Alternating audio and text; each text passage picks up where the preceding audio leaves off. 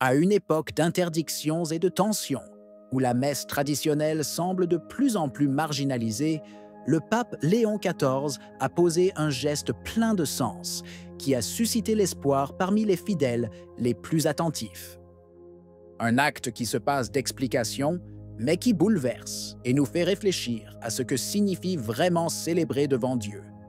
Restez avec nous.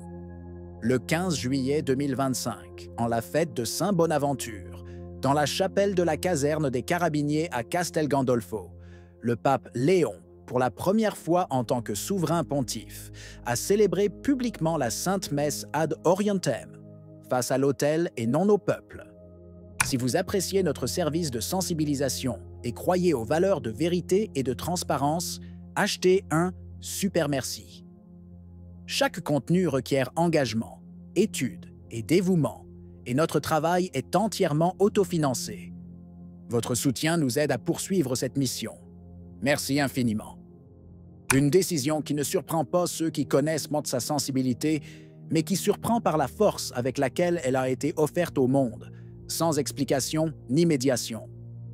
À l'heure où la liturgie est redevenue un champ de bataille et en même temps un terrain d'épreuve pour la fidélité à la tradition, le pape a choisi de franchir le pas, en faisant le geste que tant attendaient, se tourner avec le peuple vers Dieu, plutôt qu'avec Dieu vers le peuple. Ce n'était pas un spectacle ou une concession symbolique. C'était un acte de gouvernance, de résistance contre l'idée que la tradition devait rester confinée à des groupes marginaux et à peine tolérés. Le pape Léon XIV, sans dire un mot, a rappelé à toute l'Église que le sens du sacré, de l'orientation vers Dieu, n'est pas une nostalgie à réprimer, mais une vérité à redécouvrir. Ce n'est pas la première fois que le pape Léon XIV fait allusion à l'importance de retrouver le sens du mystère dans la liturgie. Déjà à l'occasion du jubilé des Églises orientales, s'adressant aux représentants de ces rites, il avait utilisé des mots précis et sans équivoque pour exprimer son admiration pour leurs liturgies antiques, si différentes de la froide fonctionnalité que l'on ressent souvent en Occident. À cette occasion, il a souligné comment dans les célébrations orientales demeure vivant un sens du mystère qui implique la personne humaine dans sa totalité, qui chante la beauté du salut et suscite l'émerveillement devant la façon dont la majesté de Dieu embrasse notre fragilité.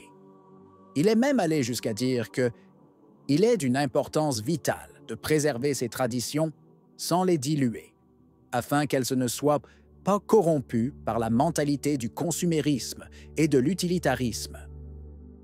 Des phrases qui, à l'époque, sonnaient comme un éloge générique de la diversité liturgique, mais qui aujourd'hui, à la lumière de la messe ad Orientem, prennent un sens tout nouveau.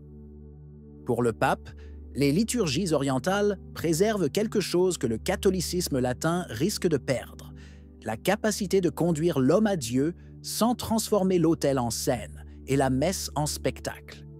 Ce geste intervient dans un contexte de tension liturgique accrue.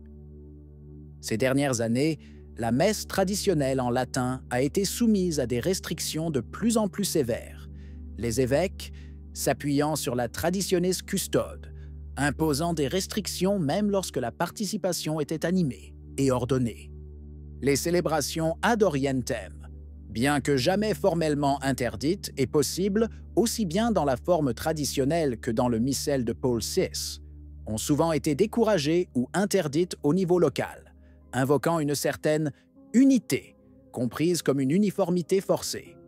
Les documents officiels continuent de parler de préservation de la tradition et de promotion de la communion, mais dans la pratique, de nombreux prêtres et fidèles se sont retrouvés mis à l'écart, comme si leur amour pour la messe latine était une bizarrerie à peine tolérée.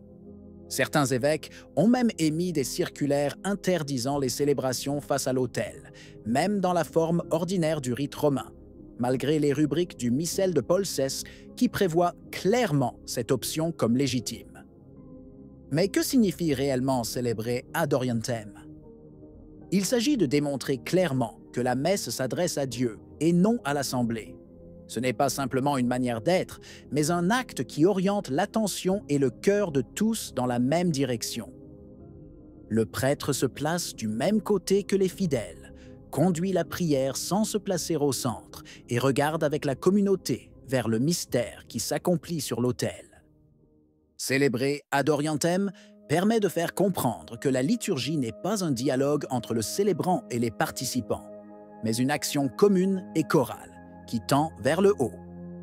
Ce choix réduit la tentation de transformer la messe en spectacle et redonne à l'autel son sens authentique de lieu de rencontre entre l'homme et Dieu, et non pas une simple table ou une scène. Le geste du pape Léon XIV s'inscrit dans un contexte contradictoire, fait à la fois de signaux positifs et de mesures punitives. Alors qu'à Castel Gandolfo, la célébration s'est déroulée Ad Orientem, aux États-Unis et dans d'autres parties du monde, des restrictions continuent d'être appliquées, affectant gravement les communautés liées à la liturgie traditionnelle.